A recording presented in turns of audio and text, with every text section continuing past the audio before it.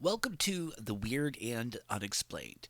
Today's episode is called Shadows and Speculation, the show where we examine legendary creatures, mysterious sightings, and the blurry line between truth and imagination. I'm your host, John.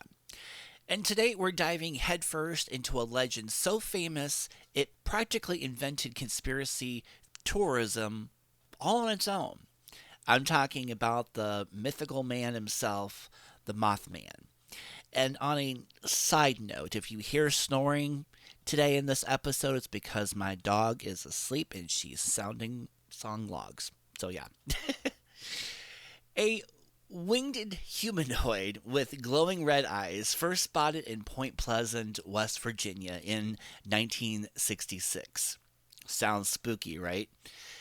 But as always, we'll separate fact from folklore. Let's start where the mystery began. So, it was November 15th, 1966, when two couples claimed they saw a massive creature near the old TNT area outside Point Pleasant.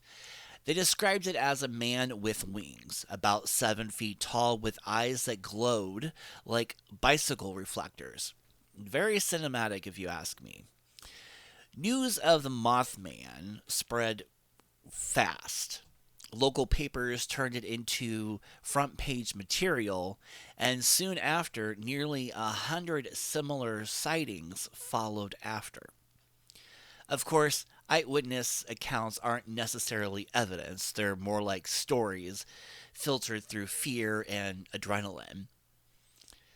Here's what strikes me: people often use what they expect or fear to see. The 1960s were tense times. The Cold War, UFO reports, conspiracies were everywhere. Maybe the Mothman was a collection of an anxiety given form, or just an owl caught in a bad lighting. So, in December of 1967, tragedy struck. The Silver Bridge connecting Point Pleasant to Ohio collapsed, killing 46 people. Almost instantly, rumors spread that the Mothman sightings were a warning, a harbingering of doom. The connection turned the local oddity into a legend. Even today, many people believe that the creature either caused or foretold the disaster.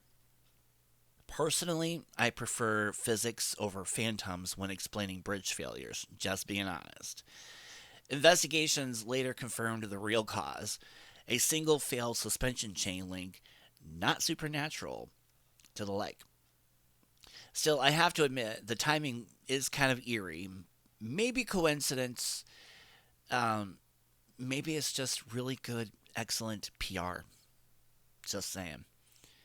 By the 1970s, another author, John Keel, he wrote a book called The Mammoth Prophecies, turned local reports into global myths, linking the creature to UFOs, the Men in Black, and psychic phenomenon.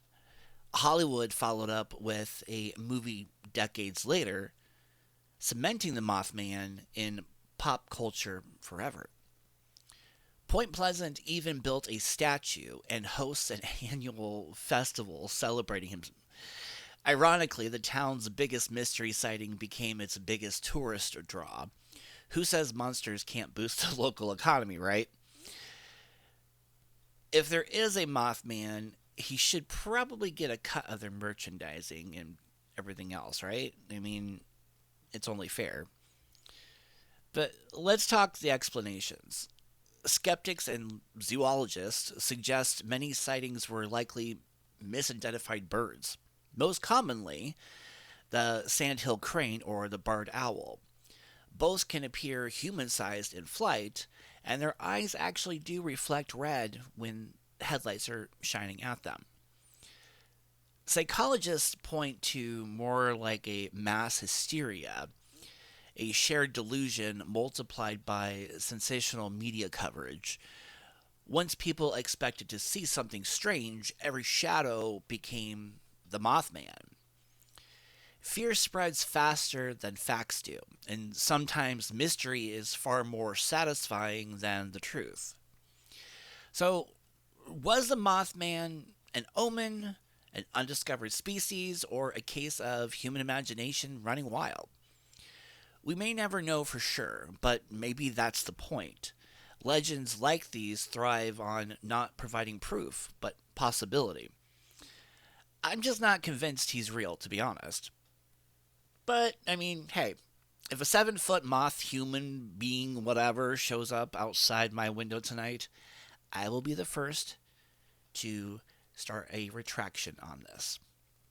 But, anyways, this has been another episode of The Weird and Explained. I'm John. Thanks for listening. And if you've enjoyed this, please make sure to like and follow, as I would really appreciate it. Thanks again. Have a great day.